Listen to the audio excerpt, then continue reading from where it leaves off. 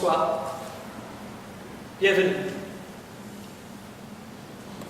Ce soir, on va partager avec vous notre travail. Il y a 2 mois, on est sorti de cette salle, de cette université. On est allé dehors voir des autres. Peut-être des personnes auxquelles on n'a jamais parlé. Peut-être des personnes qu'on rencontre chaque jour. Mais les personnes dont on ne sait pas vraiment leur vie. On a parlé avec eux. On les a écoutés. Maintenant, on partage leurs mots avec vous. On n'a pas un ordre de passage pour ce moment, pour nos paroles. On va créer ce moment en temps réel, avec ces mots des autres. Maintenant, je vais mettre mon petit timer sur 1 heure. À la fin d'1 heure, quand ça sonne, ce moment s'arrêtera. Merci. Hello. Welcome. This evening, we're very happy to share with you a project we've been working on. About 2 months ago, we went out of this room, out of this university. We found other people. Maybe people who we speak to every day. Or maybe people who you've never talked to before, you've never even met. But we talk to them now. We listen to them. This evening, we share their words with you. We don't have a set script for this moment. Instead, we will create it in real time, using these words that we have heard and internalized. Now, I'm going to set my phone's timer for 1 hour. At the end of 1 hour, when the timer goes off, no matter where we are, we'll stop. Thank you.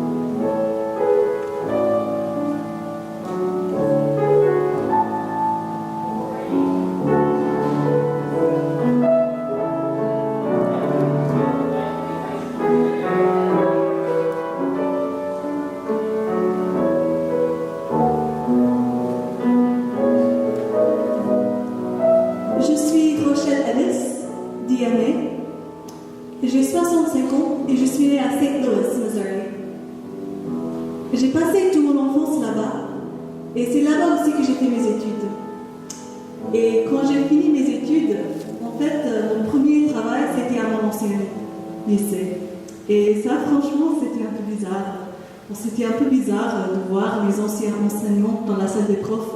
Je me disais, mais enfin, je vous connais autrement, c'est bizarre ça. Donc bon, j'ai un peu évité la salle des profs. Et puis, je pense que c'était ma 3e année d'enseignement, que j'étais enceinte avec notre premier enfant. Donc il fallait que... Ouais, on est parti cet automne parce que ma fille, elle est née en novembre. Et c'est intéressant parce que moi, j'ai eu 3 enfants en 4 ans. Donc, je n'ai pas beaucoup chanté pendant cette période-là. Et c'était après, quand on a déménagé à Chicago, que j'ai vraiment commencé ma carrière de chanteuse. Et c'est là que j'ai vraiment trouvé... c'était ça que je voulais vraiment. J'aime bien la pression, en fait, d'être en vedette et de faire de son mieux à tout moment. J'ai beaucoup apprécié également la camaraderie avec les autres chanteurs, bon, si je n'ai pas passé tellement de temps avec eux.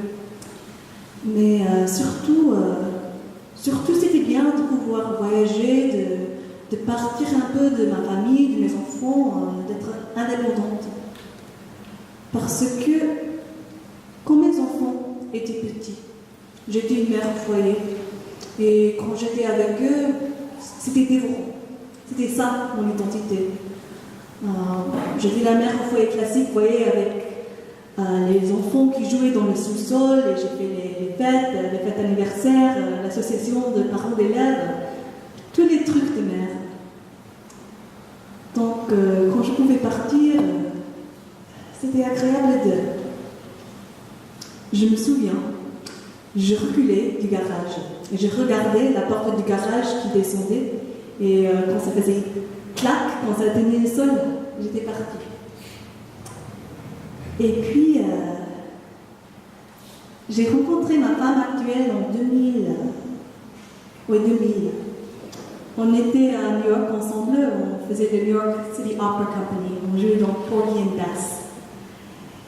Et bon, à cette époque-là, j'étais déjà séparée de mon mari, donc quand je suis arrivée à New York, je me suis dit, bon, je vais essayer de bien m'amuser, de rencontrer de nouvelles personnes, parce que jusque-là, toute ma vie, c'était les enfants. Soit les enfants que j'enseignais, soit mes propres enfants. Et bon, on s'est rencontrés et c'est bizarre, parce que je n'avais pas l'intention de faire mon coming out à cet âge, en ce moment de ma vie. Franchement, c'était tout à fait attendu. C'était, bon, d'accord. C'est comme mettre son jean préféré ou un manteau bien chaud. Ça me semblait juste. Eh bien, depuis lors, on est ensemble. Et puis, mon fils est décédé en 2006. Il habitait au campus à l'université de Maryland, dans le sous-sol d'un appartement. Et le sous-sol a pris feu. Et lui, il est décédé dans cet incendie. Ouais, c'était dur. C'était la nuit, le soir avant la rentrée scolaire. C'était un mardi le 24 janvier 2006. Et les cours étaient censés commencer le mercredi, le lendemain. Et bon, il était DJ pour l'émission radio du campus. Il adorait les hip-hop. Il passait beaucoup de temps en ville, à Washington DC. Et moi, je m'inquiétais toujours que quelque chose lui arriverait quand il était en ville. C'était étrange d'apprendre que... Ouais, c'était dur.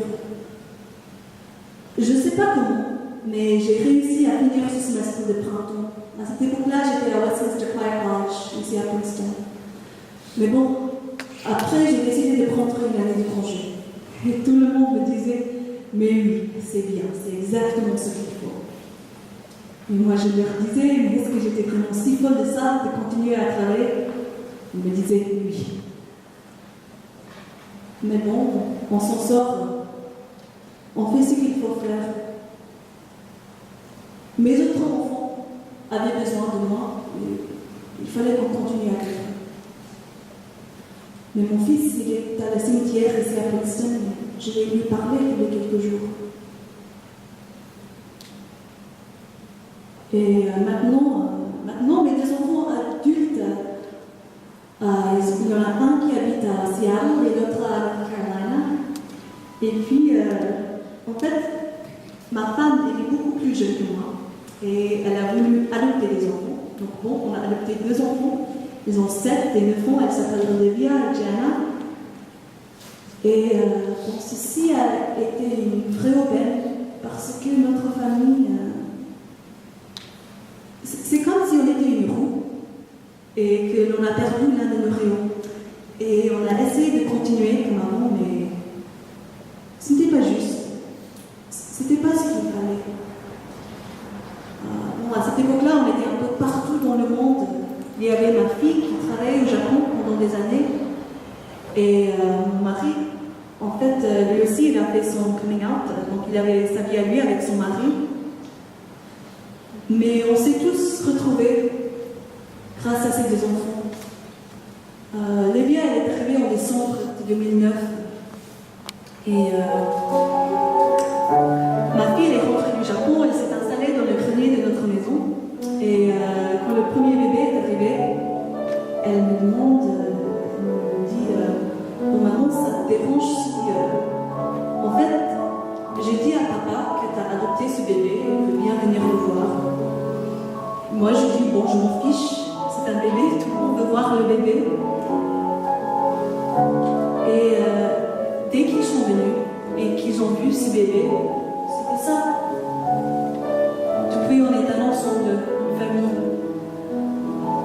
Tout le monde est devenu dingue du fait d'avoir ce petit bébé. Et maintenant, on fait tout ce qu'on fait, on le fait ensemble. C'est une troupe géante de nous tous pour toutes les fêtes. Et maintenant j'ai l'impression que nos roues, qu'on a ajouté des roues à notre bus. En fait, c'est comme avant, on était une voiture, maintenant on est un bus.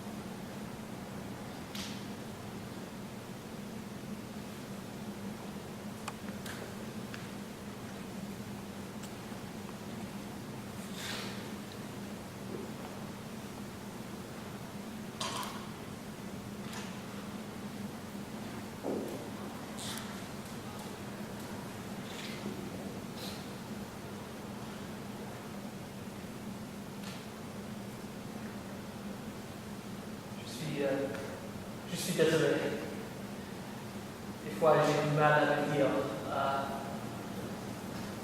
Tu sais,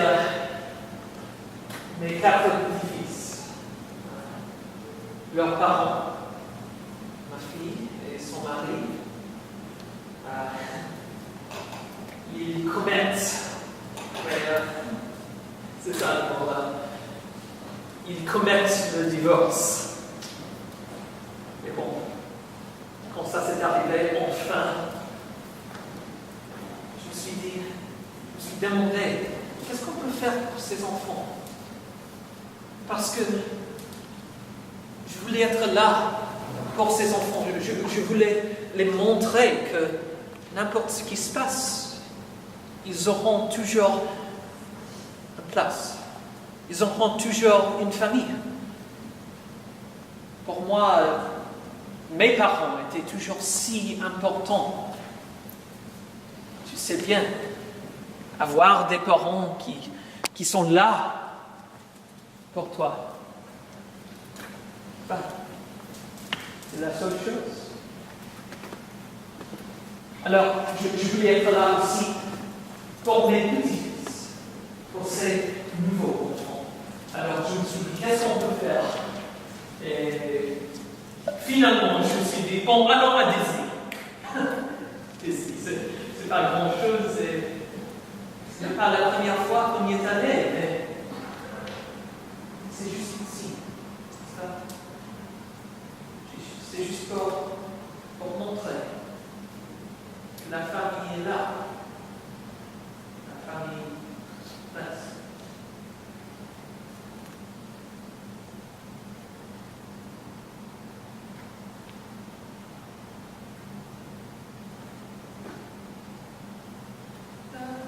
Sun will come out tomorrow, so you gotta hang on till tomorrow. Come on, baby.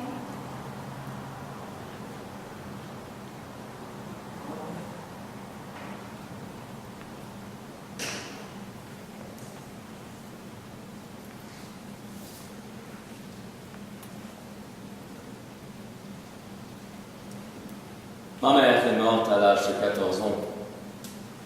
Elle est déjà décédée 2 mois plus tôt. 3 mois. Non, à 3 mois, elle est décédée. Je pense que nous avons déménagé à White House Station, en New Jersey, en 1978. J'avais alors 13 ans ou 14 ans l'année de notre déménagement. Et puis, à peu près au mois d'août, elle est partie. Elle avait un cancer de l'ovaire, ma mère, et c'était à l'époque des années 70. Les recherches sur le cancer n'étaient pas ce qu'elle est aujourd'hui. Donc, je pense qu'elle était probablement condamnée au moment où ils l'ont diagnostiquée.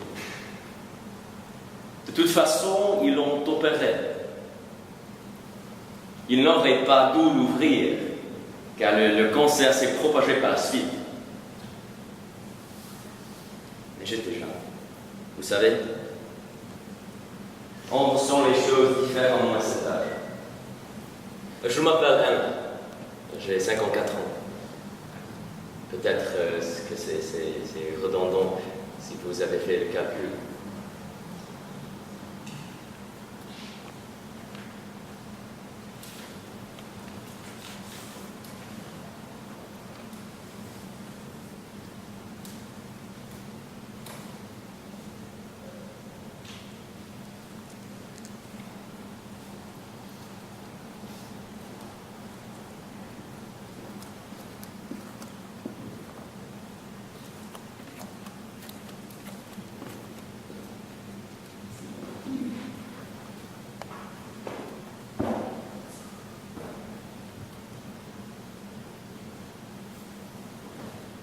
Bonjour, je m'appelle Rita. Je travaille au bureau d'information de la technologie à Princeton University. J'ai 81 ans. Je viens de l'ouest du Connecticut.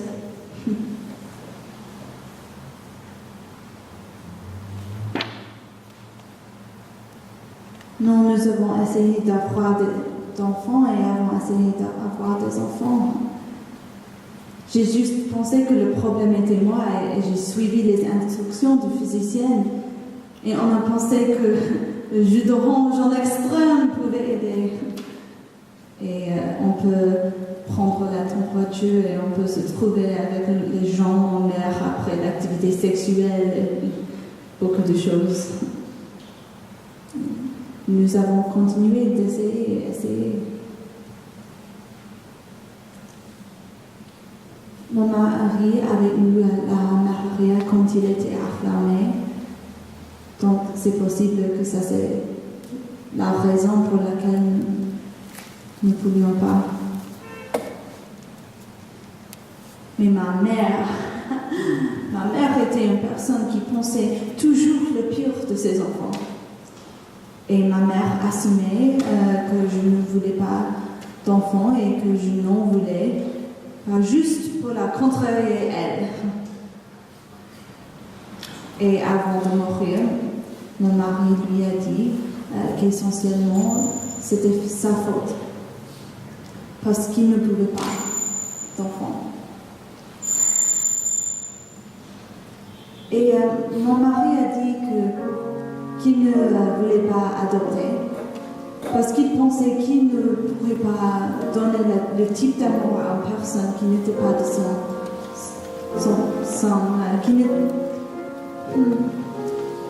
qui ne pourrait pas donner le type d'amour à une personne à son propre sang. Et j'ai respecté l'honnêteté. Et qui sait, peut-être j'ai fait plus de bonheur avec les enfants avec qui j'ai traversé les chemins.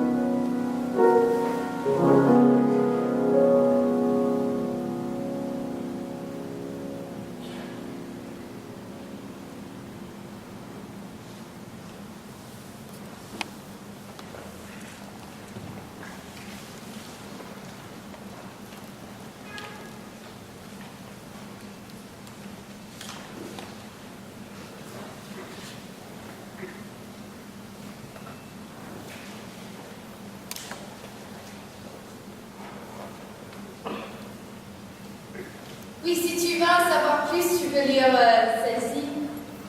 On sait que la plupart de nos clients veulent savoir l'histoire riche de l'hôtel Nassau Inn, alors il faut être préparé. Il y a beaucoup de choses à faire ici, on est toujours occupé. Oui, alors tu sais, c'est une ville universitaire comme les autres. Mais ici, c'est spécial car on est autour de la Ivy League, quoi. Tout le monde ici travaille très dur. Des gens ne s'intéressent pas à la fête, tu comprends. Des gens veulent savoir s'il est amusant de rester ici. Il écrit, mais c'est vrai que les problèmes des jeunes, des fraternités, quoi, ouais, sont pas pertinents. C'est particulier ici, pour un caractère particulier. Ouais, c'est partout cette histoire. On est très fiers du fait qu'on a des objets actions qui remontent à la semaine où l'université a été ouverte. Des cartes postales, des plans, des dessins originaux de Nassau Hall. Oui, tu sais. On peut facilement le prouver, ce fait. Non, je regrette, je ne peux pas les toucher. Tout le monde qui passe le bureau de l'hôtel veut engager une conversation. On est très fiers du fait qu'on a des clients de partout dans le monde. Chine, Japon, Singapour, France, l'Allemagne, Turquie, c'était vraiment surprenant pour moi. Je viens de Hamilton. De Hamilton. Et il n'y a pas beaucoup d'étrangers là-bas comme ici. Mais ici, c'est écrasant.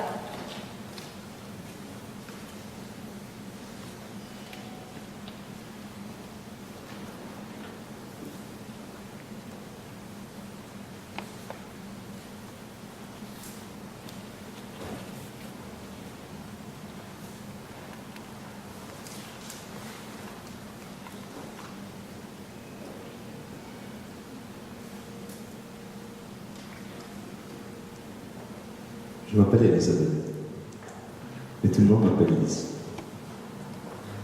Je suis né il y a 54 ans dans une petite ville du désert central. Ça fait 20 ans que j'habite ici à Princeton. Ici, j'ai vu mes enfants grandir. Ici, je vais créer un monde que je vais quitter bientôt. Je me rappelle toujours ma première maison. Elle était énorme, avec son jardin vers l'infini. J'ai créé mes histoires. Je voulais avec ma fantaisie. Avec le temps, j'ai commencé à le décrire, à articuler sa forme éternelle dans les pages confortables d'un livre. J'ai toujours voulu devenir un écrivain. C'est peut-être pour cela que mes parents ne m'ont jamais pris sérieusement.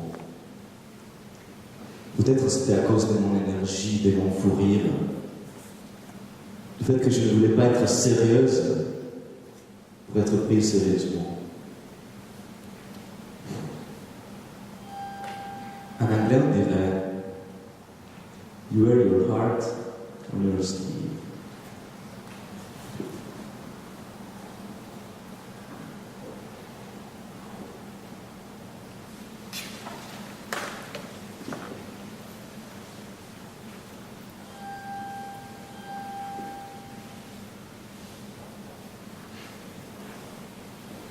Je trouve génial comme expression. Comme si mon corps voulait sortir de mon corps, car il ne lui suffisait pas de battre pour moi. Comme s'il avait envie de battre pour les autres, de leur donner la vie qui explosait en moi et qui, contagieuse, se diffuse partout où je vais. Et moi, je prie.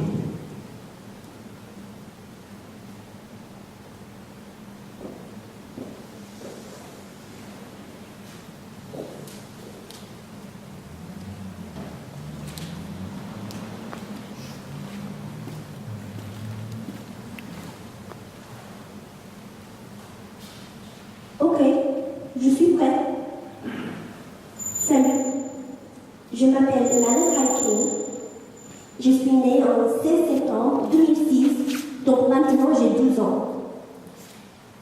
J'habitais à Lancaster, en Pennsylvanie, depuis ma naissance. J'habite dans une maison assez grande avec mon père, ma mère, mes 2 frères et ma petite sœur. Elle est très petite. J'ai 2 chiens et un cobaye. Et là, c'est mon cousin. Il est amish comme tous les gens ici au marché. Oui. Toute ma famille, sauf ma famille immédiate, parce que mon père a décidé de quitter la religion quand j'étais tout petit. En fait, je ne sais pas pourquoi il l'a fait, mais je suis très contente de cela parce que les amish n'ont pas le droit d'utiliser l'électricité. Et moi, j'aime bien mon PlayStation. Qu'est-ce que j'aime dans PlayStation Je sais pas. Papa, qu'est-ce que j'aime faire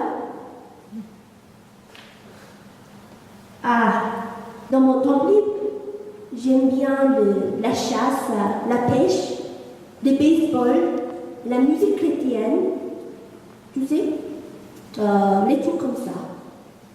Et j'aime bien aider mon père au marché. Mon père, il est le propriétaire de 3 stands ici. Le stand des conserves, des salades et des fruits de mer. Oui. On se réveille à 4h30 pour venir à Princeton. On fait genre des sandwichs et des salades. Ce matin, j'ai fait des œufs à la diable. Oui, tout seul. En fait, c'est simple. Alors, tu coupes les œufs durs en 2.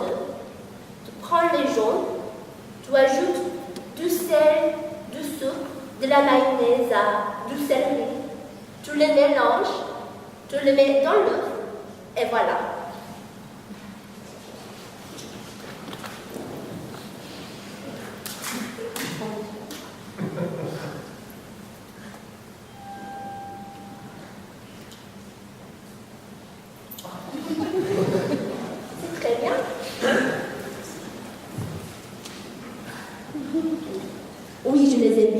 le diable.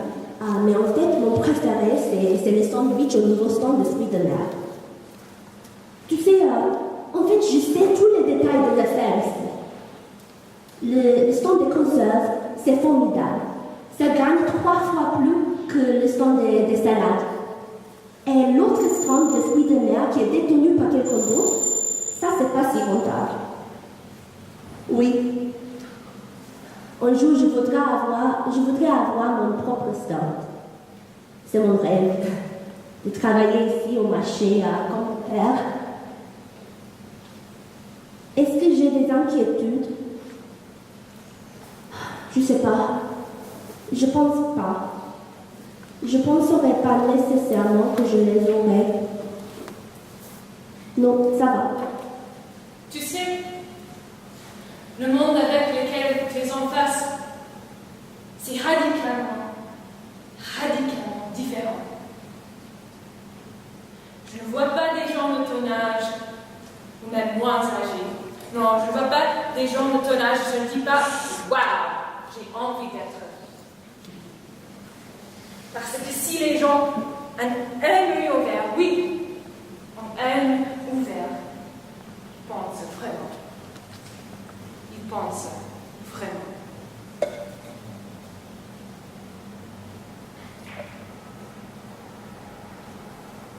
Toi, tu penses à quoi?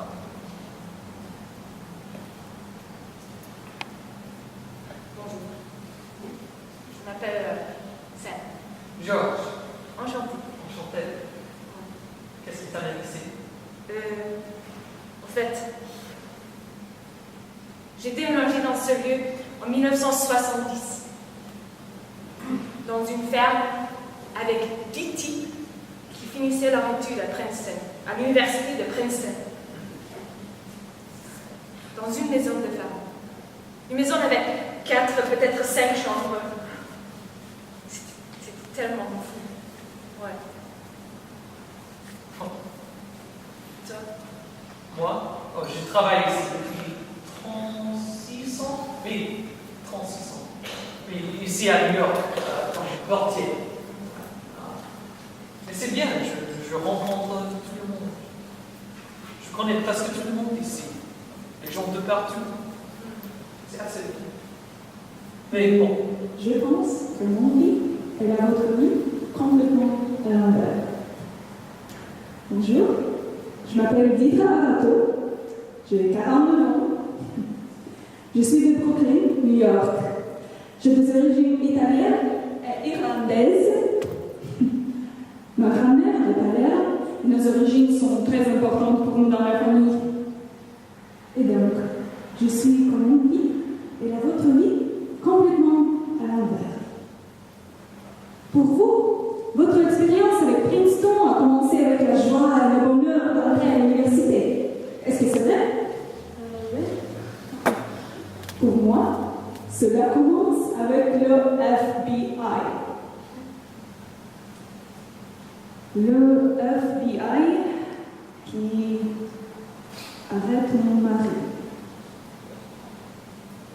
Il a passé 3 ans dans une prison fédérale.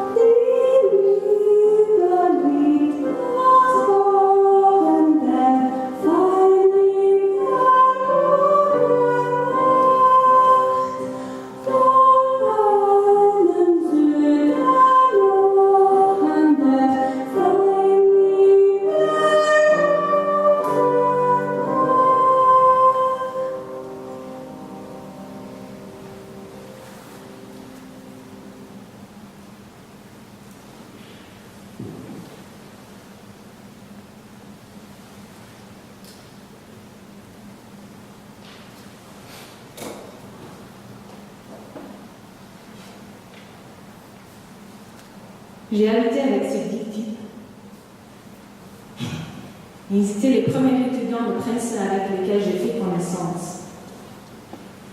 Et certains d'entre eux sont devenus amis pendant des années après. Mais la plupart des amitiés vont, comme toutes les relations. Comme je suis dans une relation pour l'instant, elle va.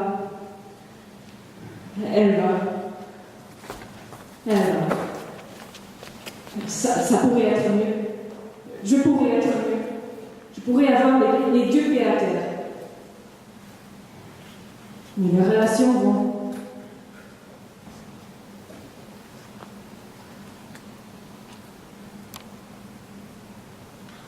D'accord. Ma relation avec Princeton, c'est de 3 heures. J'allais pas au cours, mais j'allais au cours magistraux. Vous savez de ce que je parle. Tout autour du campus. Pendant des années, et à cause de travailler au marché, je connais des profs. Nous discutons. Ou pas. Ça dépend de leur vie. Tu sais comment ça peut être. Tu vois des gens vivant leur vie publique. Et certains d'entre eux soient plus ouverts, et quelques soient plus. Tu sais, ils ne veulent pas parler avec un layperson. Mais je vois des étudiants de première et deuxième cycle, et je suis toujours curieuse pourquoi ils sont venus au marché. Et je leur demande, qui es-tu? Qui es-tu? Qui es-tu comme individu?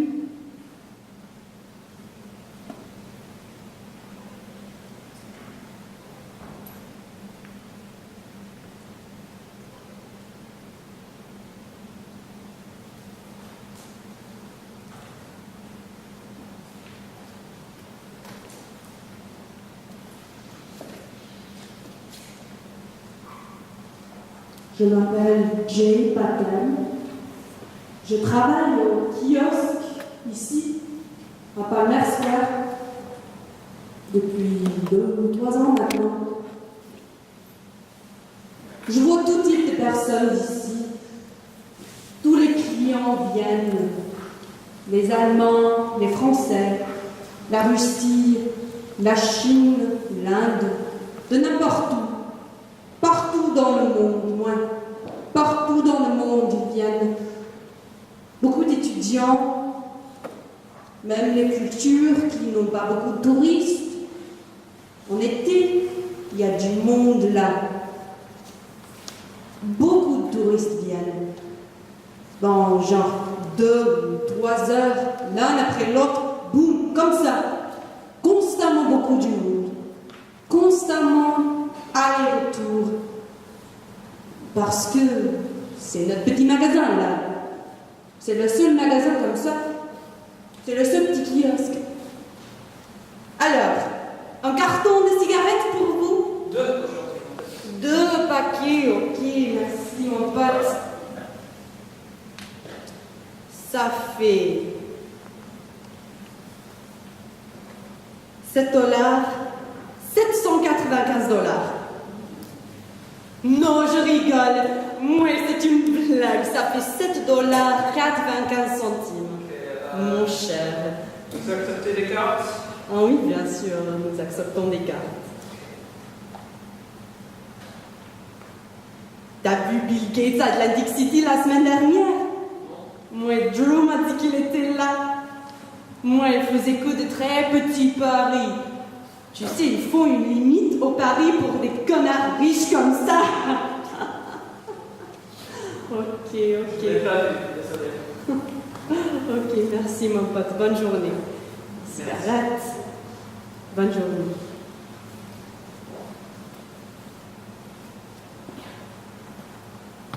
Moi, je suis née à Bombay, en Inde. Bombay, il y a de l'eau tout autour, tu sais. Bombay, c'est une île. C'est presque 200 000 personnes là, c'est petit. Non, mais c'est un bon peuple, parce que Bombay est une ville genre capitaliste. Il y a beaucoup de gens qui viennent pour gagner de l'argent et ils travaillent dur et tout le reste. Ils sont travailleurs là, à Bombay. Ils se sentent peut-être la pression de l'eau tout autour se refermer sur eux.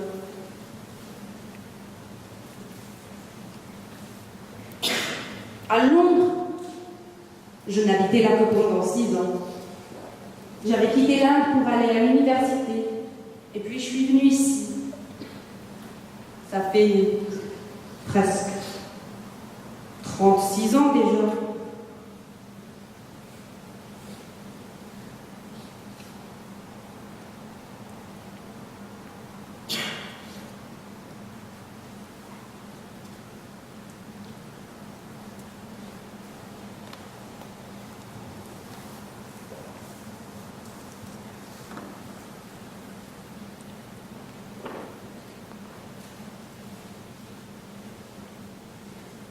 Ça, c'est mon futon. Je l'ai depuis toujours. Il ne m'a jamais quitté. Je l'emmène partout où je veux. Maintenant, je suis à l'aéroport de Tokyo. J'ai 30 ans et c'est mon premier voyage à l'étranger. Mon mari et ma fille sont avec moi. Elle a 4 ans. Il en a 25. Mon mari, il est chinois. Il est jeune. Je l'ai rencontré dans la petite école de langue où j'ai commencé à enseigner le japonais. Tous mes élèves étaient chinois, comme lui. Et ils étaient tous amoureux de moi, comme lui. À cette époque, les professeurs de japonais étaient très amoureux. Quand il m'a fait sa déclaration, j'ai arrêté de manger pendant 1 mois, j'ai perdu toutes mes forces. C'est comme ça que j'ai compris que moi aussi, j'étais amoureuse de lui. Mais une fois qu'on a été mariés, il m'a dit que, en fait, son rêve, c'était de partir aux États-Unis. Alors, j'ai pas eu le choix. On a économisé pendant 3 ans et on a vendu toutes nos affaires. Mais je n'ai pas pu me séparer de ce futon. Parce que, vous voyez, au Japon, les futons, on s'en occupe, on les cajole. Alors, on finit par s'y attacher. Souvent, on les accroche dehors au balcon. On les dépoussière et on laisse le vent et le soleil les lèvres. Je ne connais rien de tel que de s'allonger sur un futon tout frais, tout rajeuni par le soleil. D'abord, on sent l'étoffe blanche et mielleuse contre la peau. Et surtout, en dessous, la terre ferme qui nous soutient et qui nous empêche de tomber. Aujourd'hui encore, j'ai peur de tomber, quelquefois, dans ce gouffre invisible que personne ne voit, qui n'existe pas, et qui pourtant est là, ouvert, infini, devant mes yeux. Lorsque, comme maintenant, je suis face à un public, que tous les regards sont braqués sur moi,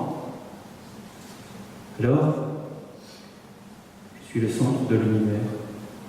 Je deviens moi-même ce gouffre, une sorte de plaie pépante qui saigne, qui voudrait dire les mots, mais les mots, ils ne sortent pas. Ils s'entremêlent, ils culbutent. Et je suffoque. Ce gouffre, c'est l'espace qui existe entre chaque mot lorsque j'ouvre la bouche pour prononcer une parole. C'est lui que j'ai redouté toute ma vie et c'est contre lui que je continue de me battre. Je n'aurais jamais imaginé devenir professeur un jour. Lorsque j'étais petite, je rêvais d'observer le monde à travers un petit trou de serrure, sans que personne ne m'aperçoive. Et je me disais surtout, lorsque j'étais en classe, que rien au monde ne me ferait devenir professeur. J'ai dû sous-estimer le monde. Ou c'est le monde qui m'a sous-estimé, je ne sais pas.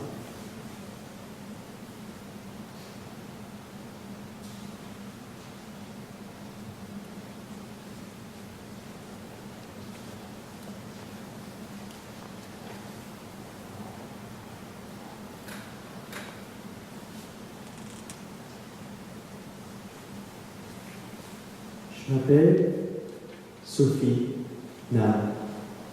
J'ai 20 ans. Je suis étudiante et musicienne coréenne. Mon rêve était de devenir clarinettiste principal de l'un des meilleurs orchestres du monde. Mais à cause de problèmes de santé, je ne peux plus jouer de la clarinette. Au lycée, j'ai commencé à étudier la théorie musicale plus profondément et je l'ai trouvée très intéressante, ce qui m'a mené à me spécialiser en musicologie à l'université. Mais c'est très différent maintenant, parce qu'avant, j'étais artiste.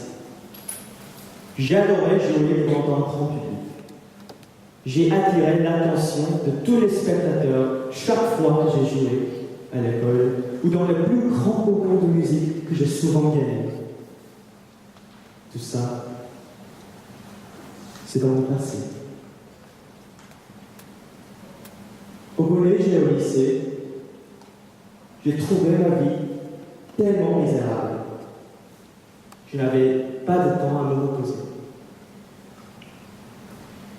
Mais maintenant, quand je me souviens de mon adolescence, ça me manque vraiment. J'ai appris que je suis le genre de personne qui aime pousser des limites. Ça me donne la joie, ça me donne la vie, le bonheur et le sens d'être vivant. Mais je ne l'ai pas su dans le moment.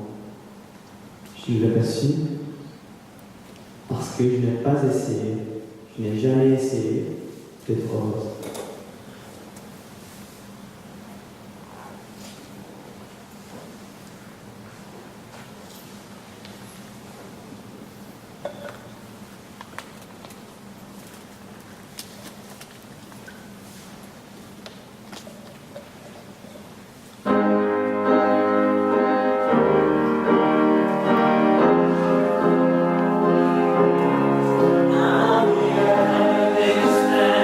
Stand up,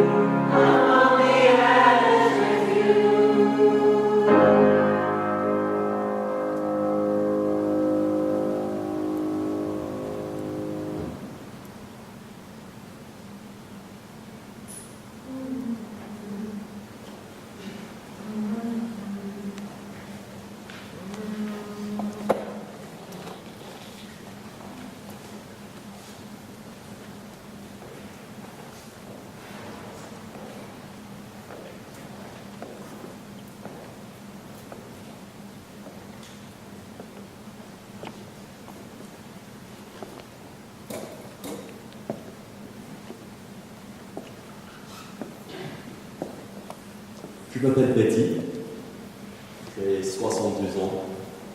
Je suis né, j'ai grandi à Philadelphie. J'ai 2 filles et 3 petits-enfants. Je serais marié depuis 50 ans cette année. Mon mari et moi, nous nous sommes rencontrés très jeunes. Il a grandi à Philadelphie aussi et oui, il est toujours en vie. Je fais la navette tous les jours, c'est un aller-retour de 120 km. Ça dépend de la météo et de la circulation, mais ça me prend normalement 1 heure et quart. Et pour quelques raisons bizarres que je ne peux jamais comprendre, ça me prend près de 2 heures pour rentrer chez moi le soir. Parfois 1 heure et quart, parfois 1 heure et demie, parfois 2 heures. Je sais que quand il fait mauvais, comme l'hiver dernier où on avait cette petite rafale de neige et personne n'était prêt ou n'importe quoi, ça m'a pris 4 heures pour rentrer chez moi le soir. Et mon mari, Tom, il était encore un peu grand chaud, un tout petit peu grand chaud. Je déteste la neige, je la déteste. Dès qu'ils me disent qu'il va neiger, ma ventre est complètement nouée. Je n'ai jamais été fan de la neige. Pas mon coup.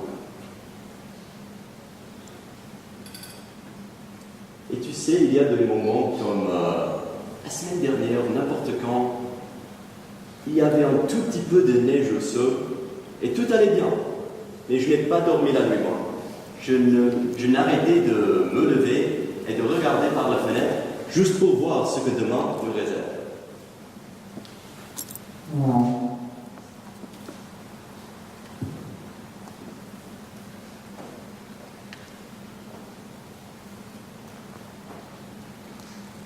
Je m'appelle Ryan, j'ai 19 ans. Je vis en El Paso, Texas. Je suis demi-asiatique, demi-mexicain. Et j'aime bien le thé au père, le boba tea, bubble tea, boba. Je travaille à Kung Fu Tea sur Nassau Street. C'est juste à côté. J'ai vécu 1 an à Taïwan. Je pense que ça explique ma passion pour boba. Je suis venu ici chercher un travail en septembre. Je n'avais pas trop d'espoir, quand je n'avais jamais travaillé dans un resto, mais compris, on venait au travail. J'aime bien travailler ici, j'aime bien mon chef. À vrai dire, quand je suis venu ici pour la première fois, j'ai eu peur de mon chef. Il s'appelle Paul, c'est un grand mec. Mais bon, finalement, j'ai compris qu'il a sa propre vie comme moi. Chaque week-end, il aime bien regarder Netflix, par exemple. Il est en train de regarder la série BoJack Horseman. C'est assez déprimant, mais j'aime bien cette série. J'aime bien travailler ici. C'est assez différent à l'école, à l'université. Tu travailles, tu mémorises des formules, tu fais tes readings pendant 5 mois. Et après, c'est l'examen qui décide de tout. Ici, c'est pas du tout la même chose. Tu apprends tes recettes, tu apprends comment interagir avec les gens et tu es immédiatement visible. J'ai aperçu pas mal de différences entre Taïwan et les États-Unis, notamment par rapport à l'argent, les pourboires. À Taïwan, on ne donne pas généralement les pourboires, donc les serveurs sont toujours honnêtes avec toi. Mais ça c'est sympa, mais ici, on reçoit pas mal de touristes de Taïwan. Et ils ne donnent jamais les pourboires, et tout ça, c'est pas son. J'ai une histoire drôle ici déjà. Je m'en souviens, il y avait une famille, je pensais que c'était une famille. Il y avait une femme avec un homme et avec un enfant. Ils sont entrés. Et d'un coup, la femme approche et me demande des métis. J'ai répondu, ouais. C'est tellement sexy d'être métis. Est-ce que je pourrais avoir ton numéro? Je lui ai donné mon numéro. Je ne vais pas souvent peut-être. C'est sympa.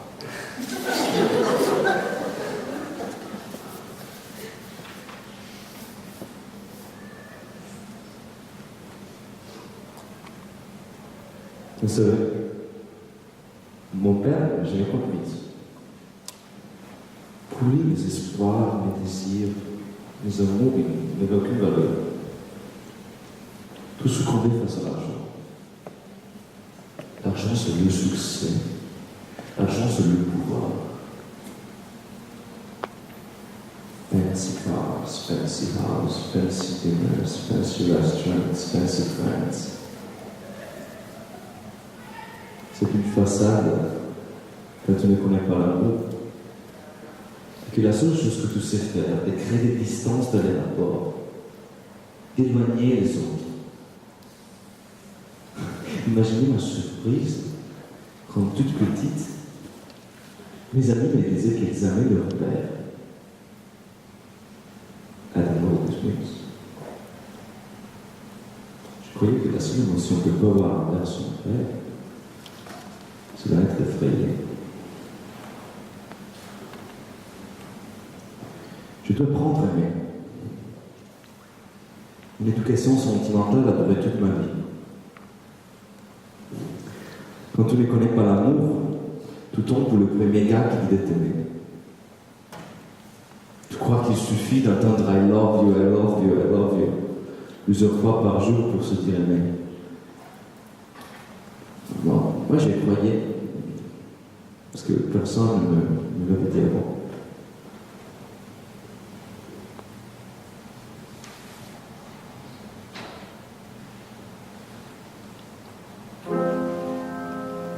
J'attends le jour de mon mariage, où une princesse attend d'être prise par son prince. Je l'ai rêvé, désiré, et quand il est finalement arrivé, c'était déjà parti. Un mariage ne dure qu'un jour, ouais, un seul jour. Vous connaissez l'expression people pleaser? C'est la volonté de rendre tout le monde heureux, de travailler sans cesse pour satisfaire les autres.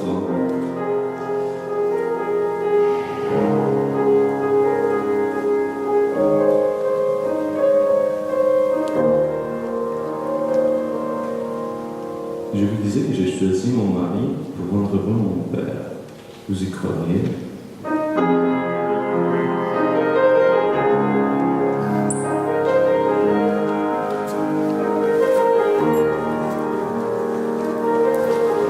Vivre pour les autres, je vous dis.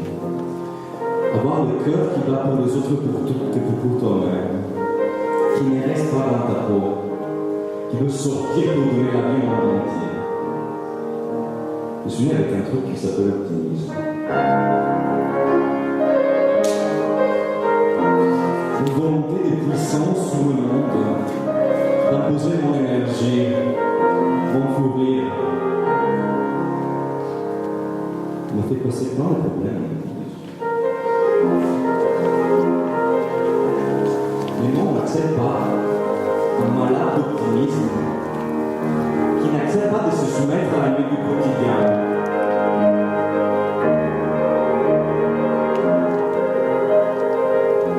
Je suis né avec l'optimisme. Ma soeur ne l'a pas. Tu l'as ou tu l'as pas. Et comme toutes les maladies, risquent d'être contagieuses. Moi, je le sais bien que je suis porteuse singulière d'optimisme. Les amis le savent, ils viennent chez moi pour se faire contagier.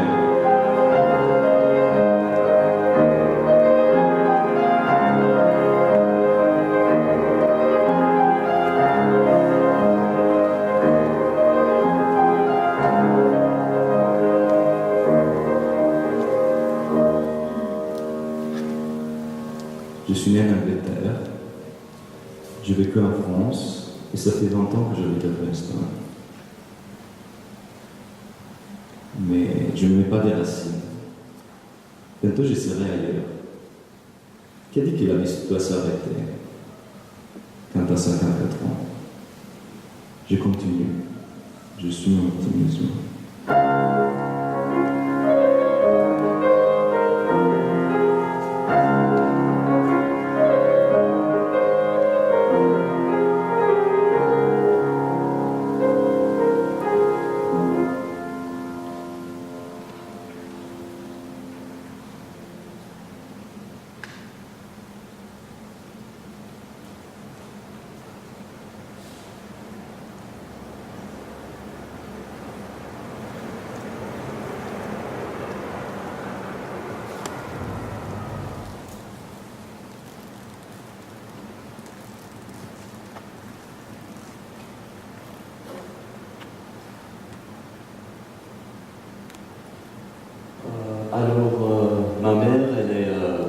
venue du Luxembourg.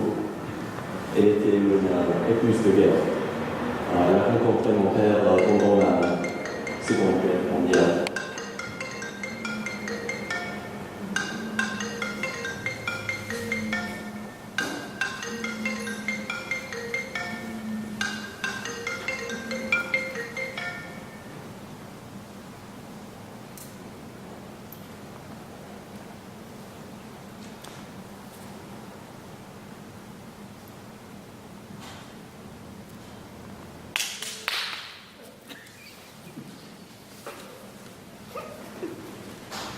J'arrive avec par vous, mon amour, avant d'avoir eu vent de vous, mon amour. Ne vous déplaise en dansant la javanaise. Nous aimions le temps d'une chanson. Votre avis avant de l'amour. De vous à moi, vous m'avez eu, mon amour. Ne vous déplaise en dansant la javanaise. Nous aimions le temps d'une chanson. Et là, ça fait un bain de vous à l'amour. Je vais avoir envie de vous, cet amour. Ne vous déplaise en dansant la javanaise. Nous aimions le temps d'une chanson. La vie ne vaut d'être vécue sans amour. Mais c'est vous qui l'avez voulu, mon amour. Ne vous déplaise en dansant la javanaise. Nous aimions